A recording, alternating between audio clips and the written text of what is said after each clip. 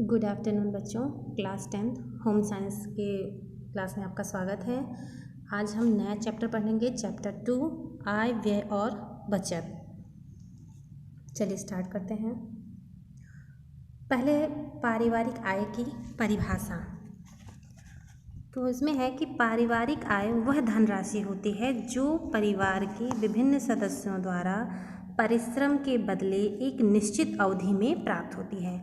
मतलब जो हमारे परिवार के सदस्य रहते हैं वो कुछ ना कुछ काम करते हैं और मेहनत करते हैं। मेहनत के रूप में जो उनको आय मिलती है उसके बारे में हम इसमें बातें करेंगे। चलिए इसको जो है प्रोफेसर ग्रास और कैरल के अनुसार पारिवारिक आय मुद्रा, वस्तुओं, सेवाओं तथा संतोष का वह प्रवाह है जो परिवार के अधिकार में उसकी आवश्यकताओं और इच्छाओं को पूरा करने एवं उत्तरदायित्वों को निर्वाह हेतु आता है। परिवार में जो पैसा आता है या बस पैसा आता है उससे जो सामान, जो हमको एक दूसरे की सेवा करना रहता है, जो भी आवश्यकताएं होती हैं, इच्छाएं होती हैं, उनको पूरा करने के लिए जो परिवार आय को कमाता है उसी को पारिवारिक आय कहते हैं। ठीक है बच्चों, ये थी आपकी पारिवारिक आय की परिभाषा। फिर है पारिवारिक आय के प्रकार। तो पारिवारिक आय दो प्रकार के होते हैं। कौन कौन से?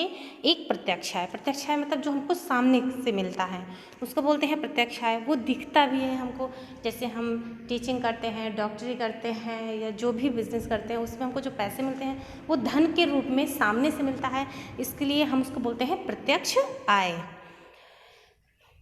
परिवार के मुखिया और परिवार के अन्य सदस्यों द्वारा उनके व्यवसाय से प्राप्त आय को प्रत्यक्ष आय कहते हैं।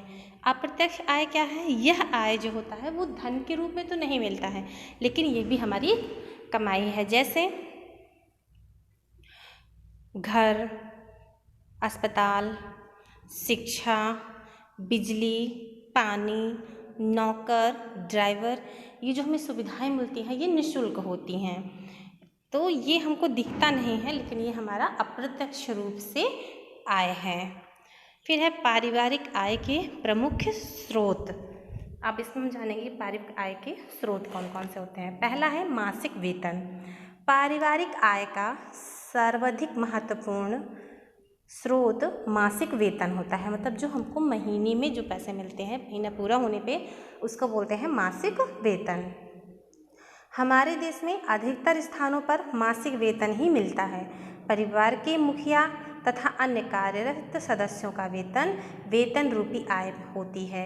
आय में उन सभी सुविधाओं को भी जोड़ा जाता है जो नौकरी करने वाले व्यक्तियों को व्यक्तिगत संस्थाओं द्वारा निःशुल्क दी जाती है, जैसे महंगाई भत्ता, बोनस, आवास, शिक्षा, यात्रा और चिकित्सा आदि।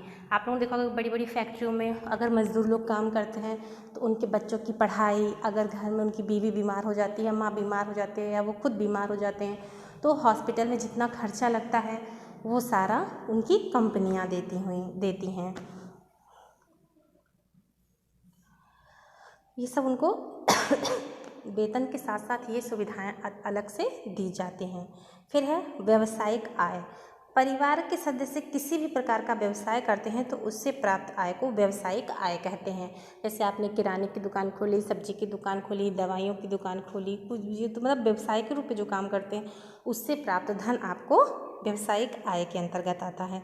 इस आय की कोई निश्चित सीमा नहीं होती, जितना आप मेहनत करेंगे उतना ही आपको धन की प्राप्ति होगी। जैसे अगर एक डॉक्टर है, अगर उसकी सैलरी महीने की 50,000 रुपये है तो वो चाहे दिन में मेहनत करे चाहे रात में मेहनत करे उसको 50,000 ही मिलेगा। लेकिन एक व्यवसायी अगर जितना बड़ा अपना बिजनेस जितना विस्तार से करता है उससे उसको एक दिन में दुगना फ़ायदा भी हो सकता है, 4 गुना भी हो सकता है, और कभी कभी ऐसा होता है कि बिल्कुल भी फ़ायदा नहीं होता है। तो जो जितनी मेहनत करेगा उस हिसाब से हम धन को अर्जित कर सकते हैं। कुछ व्यवसाय एक दिन में जितना धन अर्जित कर लेते हैं उतना पूरे महीने के वेतन में नहीं मिलता। डॉक्टर, लेखक, कलाकार, कोचिंग, सलाहकार, दुकानदारी, का व्यापार आदि व्यवसाय से जुड़े हुए पेशे हैं। जैसे देखिए डॉक्टर जो होते हैं, जो सरकारी डॉक्टर हैं या जो भी हों, देखिए वो अपनी क्लिनिक पे भी देखते हैं, पार्ट टाइम के लिए क्या करते हैं, वो अपने घर पर भी मरीज़ देख लेते हैं। तो जो वहाँ पे उनको पैसे हैं वो मिल ही रहा है हॉस्पिटल से, प्लस जो वो प्राइवेट में देखते हैं उनके पैसे उनको अलग से मिलते हैं, तो वो उनका व्यवसाय है। ऐसे टीचिंग में है, स्कूल में भी पढ़ाते हैं, कोचिंग भी पढ़ाते हैं, तो स्कूल में जो सैलरी मिल रही है वो मिल ही रही है, और जो हम कोचिंग के ज़रिए पैसे पाते हैं वो अतिरिक्त धन हमारे पास आ जाता है। चौथा है पेंशन से प्राप्त आय। पेंशन भी आय का एक निश्चित स्रोत है जो प्रति माह आय होती है। नौकरी से सेवानिवृत्त होने के पश्चात पेंशन की व्यवस्था होती है। जैसे अब तो नहीं है बेटा, लेकिन पहले क्या था, जो सरकारी सर्विस करते थे, जब उनकी उम्र हो जाती थी, उनको रिटायर कर दिया जाता था, तो रिटायर्ड के बाद भी उनको पेंशन के रूप में पैसा दिया जाता था। वो भी एक मतलब हर महीने आती थी, तो उसको भी प्रति माह आय ही कहेंगे। आजकल निजी क्षेत्रों में भी पेंशन योजनाएं लागू की जा रही हैं। तो ये था हमारा पारिवारिक आय के स्रोत। आज के लिए बस इतना ही, बाकी की हेडिंग हम कल समझेंगे। धन्यवाद।